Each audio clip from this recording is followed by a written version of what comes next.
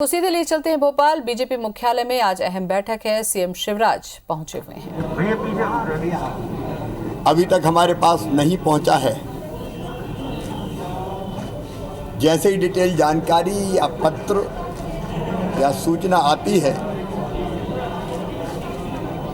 उसके और तथ्यों के आधार पर कड़ी कार्रवाई की जाएगी।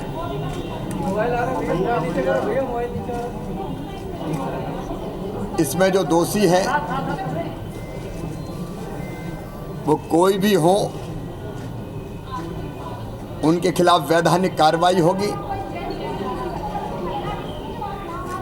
मैं तथ्यों का इंतजार कर रहा हूं। जैसे ही हमारे पास आते हैं वैसे ही, जैसी अभी जानकारियां मिल रही ईओडब्ल्यू को देने की बात कही है, जो भी तथ्य होंगे उसके आधार पर हम जांच करवाएंगे और कार्रवाई करेंगे। आपकी पार्टी कह रही है कि पूर्व मुख्यमंत्री कमलनाथ पर एफआईआर दर्ज की जाए।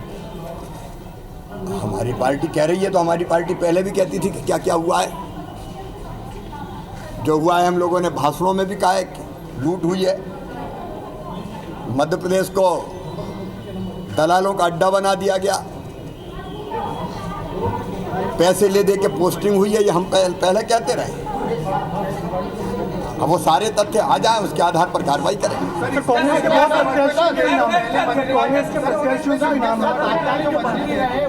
देखिए, मेरा ये कहना है कि मैं अंधेरे में कुछ नहीं बोलूँगा। मैं संवैधानिक पद का निर्वहन कर रहा हूँ और इसलिए मैंने अपने कार्यालय को कहा है कि देखिए अभी तक क्या आया है, क्या नहीं आया। जैसी चीज़ें आती है हम खुद भी देखेंगे और फिर कार्रवाई के लिए आगे बढ़ेंगे।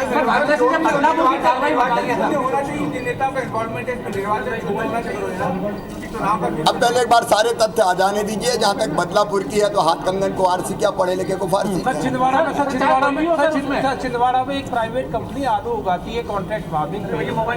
कांग्रेस विरोध कर रही है कि कॉन्ट्रैक्ट फार्मिंग के नए कृषि कानून है, मतलब उसका विरोध किया जा रहा है। अब वो विरोध तो इसलिए कर रहे हैं कि उनके नेता को यही पता नहीं कि आलू उगता है कि मशीन से निकलता है, तो वो जैसा कह देते हैं वैसा विरोध यहाँ करने लगते हैं। सही बात यह है कि तीनों कानून, तीनों कृषि कानून ये किसानों के हित में है। प्रधानमंत्री श्रीमान नरेंद्र मोदी जी बहुत दूरदर्शी नेता हैं। उनने किसानों के कल्याण के लिए अल्पकालीन योजना भी बनाई, जैसे प्रधानमंत्री किसान सम्मान निधि योजना तत्काल किसान को मिले, प्रधानमंत्री फसल बीमा योजना, एक नहीं ऐसी अनेकों योजनाएं। लेकिन उन्होंने दीर्घकालीन नीतियां भी बनाई और ये तीनों कानून, मैं नहीं कहता, ये कांग्रेस भी पहले कहती थी जब सत्ता में थी कि ये सुधार जरूरी है कृषि कानूनों में। एपीएमसी एक्ट में सुधार की बात वो करते थे। ये व्यापक हित में है किसान के, और ये बात लगातार मध्य प्रदेश में हम किसानों के बीच ले जा रहे हैं।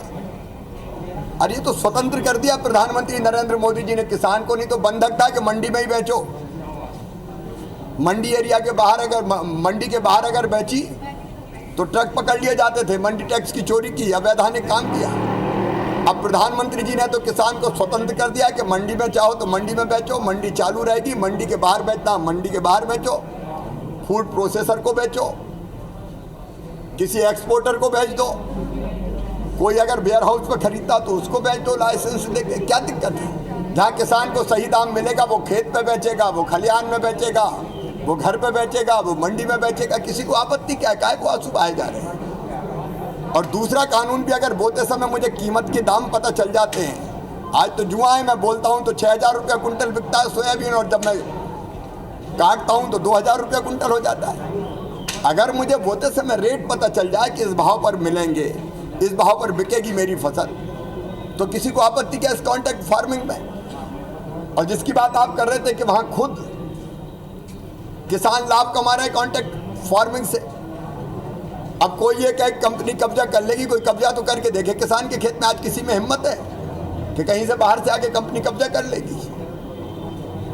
पहले से रेट पता चल जाना, अच्छा खाद बीज मिल जाना और उस पर बेचना। आपको पता है पिपरिया में 3000 रुपया कुंटल दिल्ली की राइस कंपनी ने किसान से रेट तय किए थे, वो तो समय नहीं दे रहे थे, तो एसडीएम ने बुलवाया और 3000 रुपया इसी कानून के तहत 3000 रुपया कुंटल बिकवाया। इसलिए ये हित में तीसरी बात स्टॉक लिमिट की है। क्यों स्टॉक लिमिट होनी चाहिए? किसान की फसल के लिए स्टॉक लिमिट। आलू इतने कुंटल से ज़्यादा नहीं लोगे, प्याज 40 कुंटल से ज़्यादा नहीं खरीदोगे। क्यों नहीं खरीदोगे? अगर स्टॉक लिमिट समाप्त होगी तो अनलिमिटेड खरीदी होगी तो कीमत बढ़ेगी, और इसलिए स्टॉक लिमिट समाप्त किए नरेंद्र मोदी जी ने। किसान को आज़ाद किया है सही अर्थों में नरेंद्र मोदी जी ने, और ये तीनों कानूनों का हम समर्थन कर रहे हैं। अभी भारतीय जनता पार्टी ने, मेरे अध्यक्ष जी विष्णुदत्त शर्मा जी साथ में, हमने 7 सम्मेलन किए। हजारों किसानों ने खड़े होके दोनों हाथ ऊपर उठा के इन किसान कानूनों का समर्थन किया है। और कल फिर 18 तारीख को किसानों के खाते में 1600 करोड़ रुपए की पहली किस्त राहत की राशि की हम डाल रहे हैं। जब कमलनाथ जी की सरकार थी तो राहत का पैसा भी खा गए थे, दिया ही नहीं किसानों को। हम राहत की राशि डाल रहे हैं। हम किसान क्रेडिट कार्ड बांटेंगे। हम एग्रो इंफ्रा के लिए कुछ कामों का लोकार्पण शिलान्यास करेंगे। और मुझे बताते हुए खुशी है कि ये कार्यक्रम रायसेन में तो मैं, अध्यक्ष जी, हम स्वयं रहेंगे, हजारों किसान वहाँ होंगे, लेकिन जिलों पे भी ये कार्यक्रम होगा, ब्लॉक पे होगा, और मध्य प्रदेश की सभी 22,800 ग्राम पंचायतों में ये कार्यक्रम होगा, जहाँ किसान बैठेंगे और किसानों को माननीय प्रधानमंत्री जी का संबोधन भी इस विषय पर होगा। हम कोई भ्रम नहीं रहने देंगे, मध्य प्रदेश में कोई भ्रम ही नहीं है, लेकिन कुछ लोग भ्रमित करने की कोशिश कर रहे हैं, विशेषकर वो राजनीतिक दल जो मोदी जी के सामने मैदान में टिकते नहीं है, जिनकी कोई हैसियत नहीं है। वो किसानों के कंधों पर रख के बंदूक चलाना चाहते हैं, उनका ये प्रयास सफल नहीं होगा।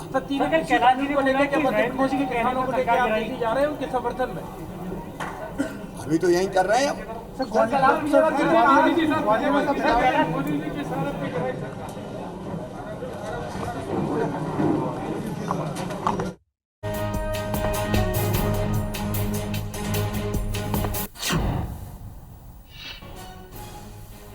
तो तीनों कृषि कानूनों को लेकर स्पष्टीकरण यहाँ पर दिया कि किस तरीके से किसानों के हित में ये कानून है, और अलग अलग जगहों पर जो आयोजन हुआ वहाँ पर किसानों ने इसको लेकर सहमति जताई। तो बड़ी खबर इस वक्त भोपाल से, सीएम शिवराज, प्रदेश अध्यक्ष वीडी शर्मा इस वक्त प्रेस कॉन्फ्रेंस कर रहे हैं और संगठन महामंत्री सुहास भगत भी मौजूद रहेंगे।